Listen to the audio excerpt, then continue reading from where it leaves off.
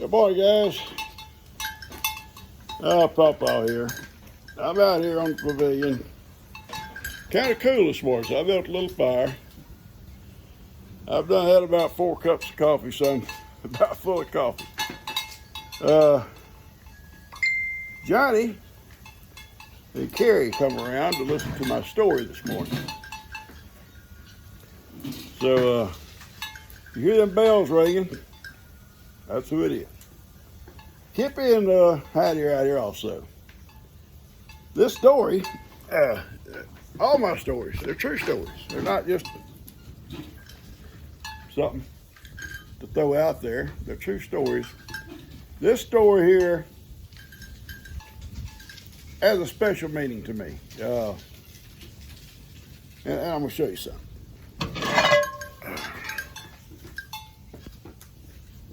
This is a skillet. It's a cast iron skillet. Okay. A lot of you folks probably got cast iron skillets, got cast iron Dutch ovens. And we're going to do some Dutch oven cooking here in a few days. Maybe a little bit of cooking on a skillet too. Today, though, I'm going to tell you about this skillet. This particular skillet. Johnny, you don't need a skillet, son. You don't need a skillet, no. This particular skillet has a story of its own. And if it could talk, if this skillet could talk, I believe it would keep us all entertained for days and days and days. This particular skillet has been passed down from generation to generation to generation. According to my dad, his great-grandpa, or his grandpa, be my great, used it. And when the farm passed over to my grandmother and grandpa, they used it all the years my dad and their brothers and sisters growing up. And they had other pots and pans too, but this skillet, particular skillet, it survived. And I love that fire. It just feels so warm. Anyway, then I grew up watching my dad, and my dad was the main cooker, the main chef in our house. When he was home, when he wasn't at work. My mom could cook, but my dad could outcook my mom. And we used to tease her about it. And she didn't mind. But my dad not only learned to cook, I guess, growing up. You know, he lived in a bunkhouse for several years, and I think those guys had him cooking for them too there in the bunkhouse on the ranch he worked on. He went to work for the Exxon, which back then was called Humble Oil, and when he got over into the distillery department, where he stayed 35 years, they had like a kitchenette, I guess you'd call it. And those guys would bring their lunches, had a refrigerator, had a stove and all that kind of stuff. They'd bring their lunches and stuff and like a little lounge room, I guess you'd call it. They'd take their breaks and eat their lunch. Well, somebody found out my dad could cook.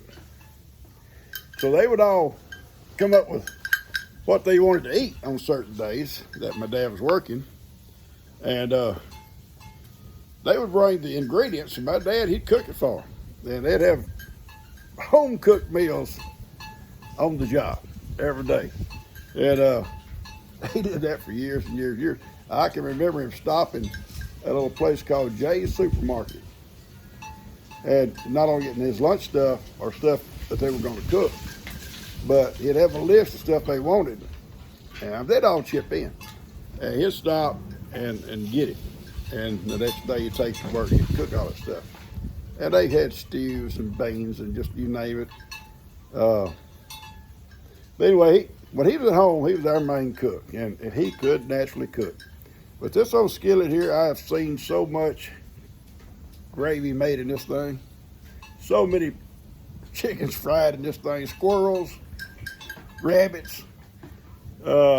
It's just, it was used all our life. And so I'm going to kind of get into the story behind this skillet. You know, I wanted to say one more thing about it. it, my dad, knowing I like family history, you know, it's always been important to me to know where we come from. Jesus says, don't worry about where you come from, better worry about where you're going. Well, I do worry about that too, but I know where I'm going. But I like to know where we're coming from. And that lady, Doris, if I get that wrong, I'm sorry, in Kentucky sent me a big old pamphlet of stuff here a few days ago about some of our history and some of the history of Kentucky, and we got some ancestors mentioned in that thing. And it's just so amazing. But I like to know where we come from, and I can go all the way back to Ireland, back to almost the Middle Ages, with our family tree on my dad's side. But getting on down to this, when my dad got sick before he passed and stopped cooking, actually, my mom never used the skillet too much unless she was making something like gravy or something like that. And he passed. And my mom knew my dad had been giving me some odds and ends things that meant a lot to him that he'd saved over the years that his dad had and his grandpa had and stuff. And so she saved that skillet. And she called me one day. She said, I got something Dad wants you to have. And I go down because, you know, she finds the odds and ends now and then that then I'm the historian. And it was that skillet. And I said, oh, thank you so much. She says, Dad would want you to have this skillet because all the generations it's been passed down and cooked with. And I said, well, I'm going to go home right now. I'm going to cook on it because I want to know that my generation has cooked on it also. And I did. I come home and cooked some food in it. I think I fried some bacon and stuff in it. I've fried pork chops in it before, and I've used it a bunch. G tried to use it a couple of times to make our roux for our gumbo, but it's too small. So I have several big skillets, cast iron. I got Dutch ovens and that we've cooked on, and especially Dustin and I, and go camping and stuff, and the boys and Kenny and all of us to cook on them. And Dustin's a great cook on a Dutch oven, and so is Kenny. Kenny can cook good on them. Kenny has had his boys in FFA, well, maybe that too, Boy Scouts for years, and they went to every camp out, and Kenny went with them, and he would be one of the main cooks there. So he's real good at it too. And Dustin and Tony, my grandson Tony, Kim's boy, they're good cooks on a Dutch oven. But I've cooked on this thing and other Dutch ovens and this skillet so many times. But I'll tell you a story about it. It's been passed down. I think this skillet, and I could be wrong, but my dad thinks this skillet was part of a trade. It was before he was born, so he just has to go by stories. But my great-grandpa was out here hunting in these woods. It used to be woods, and that's that development. He would hunt hogs and stuff, and a lot of times they'd carry it out. I mean, they'd salt them down, smoke them, and they'd take them to Cleveland and sell them for cash flow. You know, every once a month there'd be all the farmers come from all around with their wagons and their produce and stuff they had extra and sell for the city people. And they had their own regular customers. And but he was out hunting for hogs one day, and a bear run out at him, charging him or just scared him or whatever. But anyway, he shot the bear, killed the bear. And then he realized the bear was a mama bear, and there was baby somewhere. Upset him, according to my dad and grandma. But anyway, he got to looking. He finally found them, little bitty things, a little boy and a little girl. He brought them home along with the bear he'd killed, butchered the bear, and put the little baby bears on a bottle, and they become pets. And the little girl bear, my grandmother played with her, would even dress her up in little dresses and stuff. The little boy bear was a little bit mean, so they just play with him a lot. And they eventually give him away. So when the skillet come in, y'all ever seen these old movies where these old pots and pans traders come along with their old wagon, pots and pans hanging out like you do in the Western? Well, one come along. They was real. Come along. And seen that little bear out there in the yard. The bear done got pretty good size. My grandma didn't play with it no more because it got kind of rough. And they kept it on a chain because it would knock you down and stuff like that.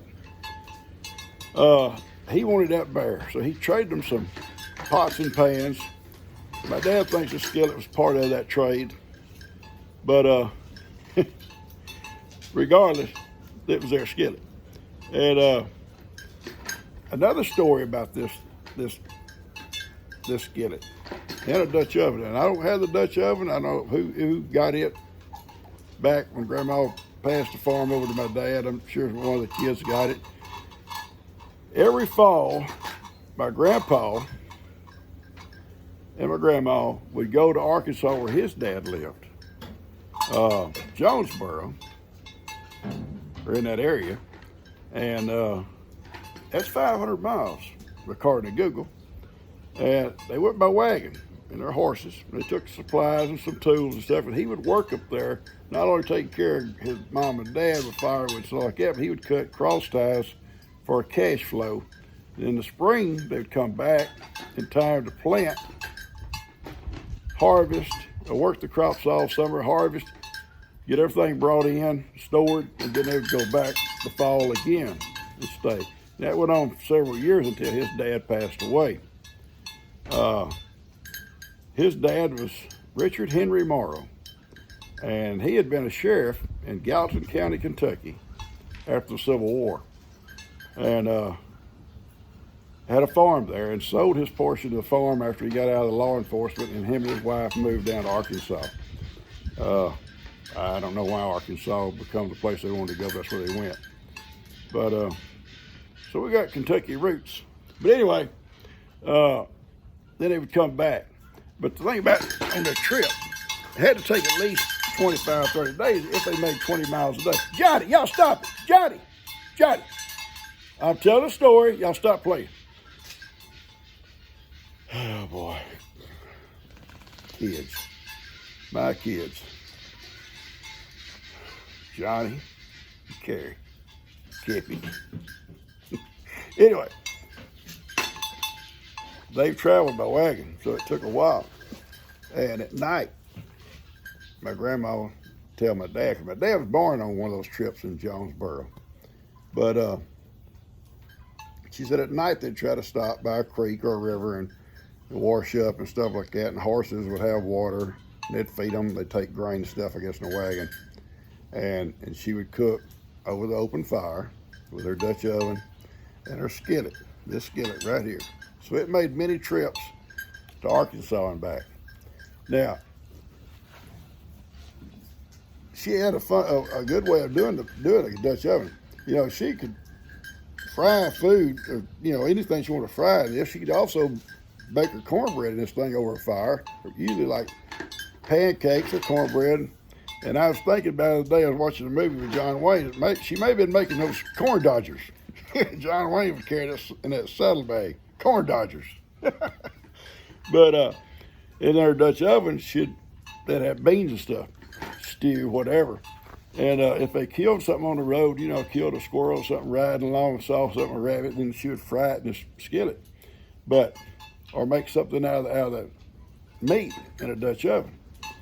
And after they eat their meal, if they finish the meal, she'll set that Dutch oven up over the fire and put beans or whatever it is for the next day in it and let it just slow cook all night. I'm sure she got up many times and poured water in it.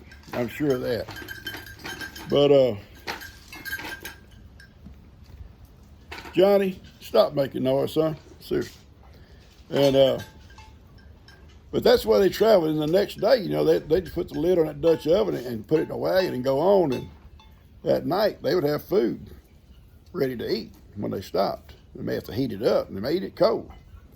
And when it run out, she'd do the same process again. And that's why they made their trips. But this skillet is very important, along with a lot of other stuff my dad saved.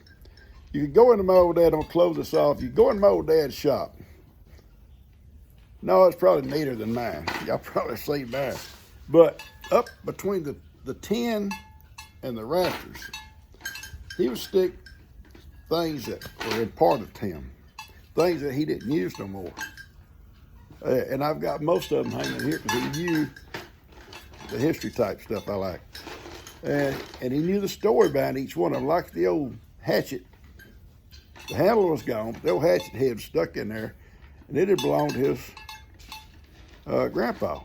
And it was called the kindling hatchet. And the rule was nobody moved that hatchet away from the wood pile because that's what they chopped their kindling with. You know, that's what they start the fires with. And kids were not allowed to play with that hatchet. But over the years, the old handle broke out, rotted out, or whatever. My dad saved the head of it, and I went and bought a new handle put in it. And I have it on my wall in there. Stuff like that I've just saved because it was important to my dad. It was important to me. All right, I hope y'all have enjoyed this. It's a 10-inch skillet, I think 10 or 10 and a half each skillet. There's no brand name on it. It's not one of these, it's probably not a high dollar skillet. You know, talking about a little bit of history for you, then I'm gonna close this off. I've read so many books over the years about pioneers and stuff going west and stuff. The Dutch oven, probably skillet too, was their most prized possession. Heidi, it's okay, baby. They get out in the middle of the wilderness somewhere and they had too much load on their wagon. They had to unload a bunch of stuff. They had to throw everything away before they threw that Dutch oven away, because when they got where they were going, that's what they were going to cook on. Now, my next video on cast iron, I'm going to bake some biscuits out here. And I may burn them, I may not. I haven't ever burned them before, but we'll make some biscuits over the Dutch oven, with the Dutch oven. And then one day we're going to make a video with Bree. We got to season some of our toast. She got a couple of cast iron skillets or Dutch ovens or whatever she wants to season. I'm gonna go over with her. We'll show her how I do it. It works good. And I've got some that need to be re-seasoned. So, all right, I'm gonna cut this off, guys. Everything's been fed up. It's cool today. I want to just sit here and enjoy the fire. And sit here with my Johnny. Yo, Johnny, come here. Johnny, come here, Papa, buddy. Come over. People want to see Johnny just for a little while. For a little while, Johnny. People have to see Johnny for a little while. Yeah. You got to see Johnny. No, I know you love Papa. I know you do. All right, folks, I'm going to cut this off. Y'all have a great day. Hope you enjoyed this. It's a true story. Actually, kind of a combination of stories there. How they got these little pots and pans and places it's been and the generations have been passed through. And I'll pass it on to one of these cooks around here. Catch you guys later.